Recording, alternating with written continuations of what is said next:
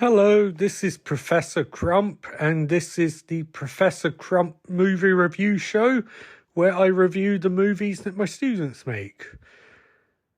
Yeah, this wasn't my idea, but what can you do?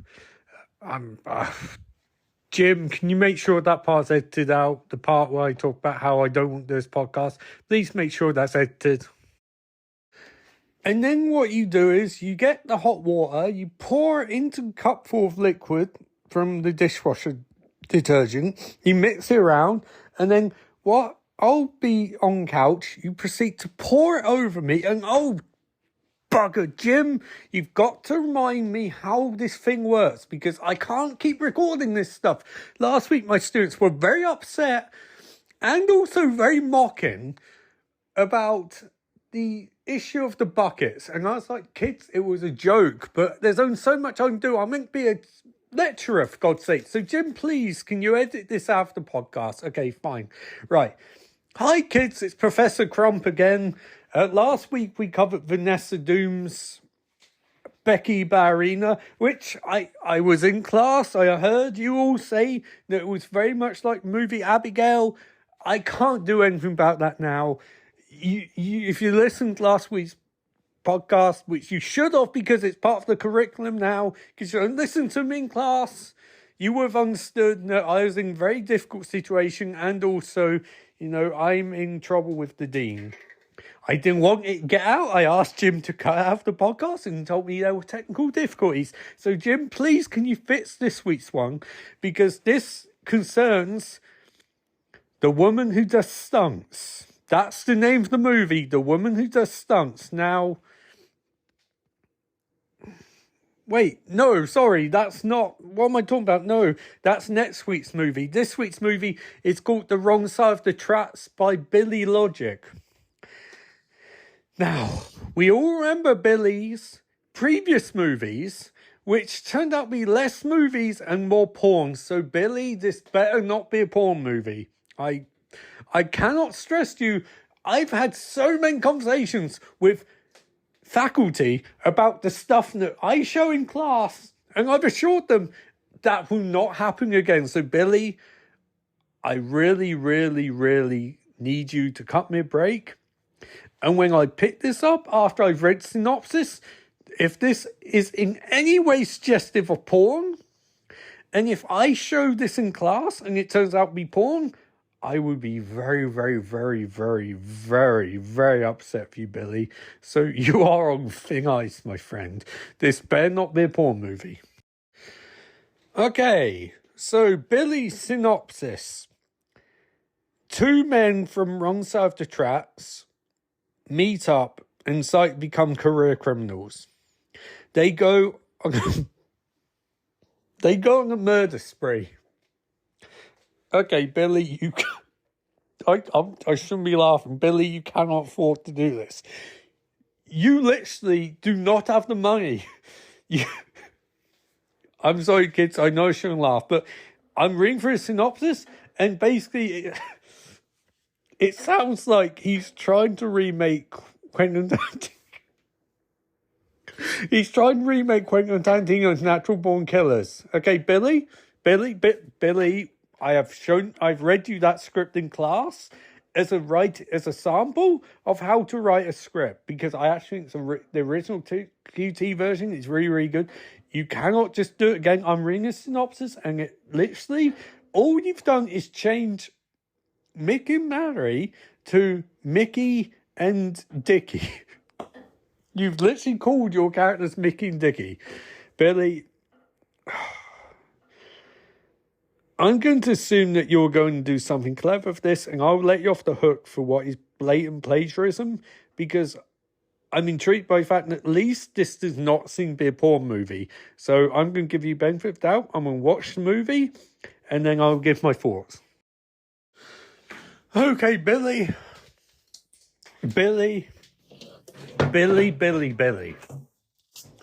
I asked you not to make a porn movie.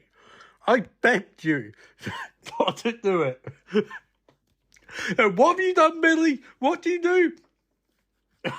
You have You have a title crawl of a car driving down a highway.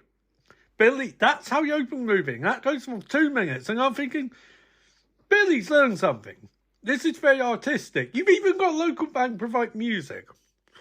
And then you cut from there. You cut from there to a bare male ass, which I hope is not yours, Billy, because that in excruciating 4K, the excruciating 4K you shot that in, that whoever that is should probably see a doctor, because I'm pretty sure they've got some things going on down there which they shouldn't have. But Billy, your synopsis was misleading again. And you've put me in a bad situation because I cannot show the rest of the class this movie. So I've asked Jim to edit it down. After last week with Vanessa and her splooge on wall, I thought, you know what? We're going to get Jim doing some more stuff. He's not just doing this podcast. He's not just my teaching assistant. No, he's going to edit your movies down. He's going to edit your one, Billy, down to 3 minutes. And he's asked that you can provide some narration. Because it turns out your movie has nothing going on in it. Except for porn. And it's very graphic, Billy. A very graphic threesome scene. Which, for some reason, they do not stop discussing tennis. I don't understand why they're discussing tennis. But it's male, female, male. And they're all talking about tennis, and it's shot like a tennis match, which is to say you lose control of the camera. If that's you recording, Billy, because I'm pretty sure, despite that one character's wearing a mask, he looks very much like you. And at one point, you decide to go arty and you do extreme close-ups. You do an extreme close-up of what I'm pretty sure is the two male characters making eye contact and looking horrified as they look into each other's eyes while this poor woman, who you've blurred out her face. Now, Billy, I really hope it's blurred out because she's in fact, I don't think there'd be any good reason. I think you did not get permission, Billy. So I'm just going to say to you quite openly, that might actually be a crime. So I want you to provide proof that she consented to this movie going out. Because I do not think that you got consent from everyone involved for this to be a released public thing. You can say, I know what you're going to say. It's only intended for the class, but again, we're editing this because I do not think anyone wants to see this. And it's also very, very graphic. And be honest, no one looks like they're having a good time. So, Billy, I want you to show that you got consent. I want consent forms from everyone. And even then, I'm not going to show this because it's really, really, really bad. And it just made me feel bad for everyone involved. So, Billy, I want consent forms. I want narration. And I'm going to refrain from reviewing because this is not a movie. This is porn. So, we will watch the shortened. You can call it the Americanized version. I don't care. We'll watch that in class, Billy. And then when we watch that in class, then I'll grade it again. So, I would like to formally apologise to Billy. I was unaware that consent had been gained, and that the reason her face was blurred was because, unfortunately, she had some acne that day. I have been shown the uncensored picture. I asked Billy not to send me the pictures, but he sent me the uncensored, unblurred pictures, and she did have acne that day. So I apologise. But the young woman has also called me and assured me that she did consent to it. I did ask her what on earth possessed her, or any of them, to make such unenthusiastic porn. And she told me that it was an artistic choice by Billy, which I don't believe, but that's neither here nor there. At any rate, we have all sat and watched The Wrong Side of the Tracks in class.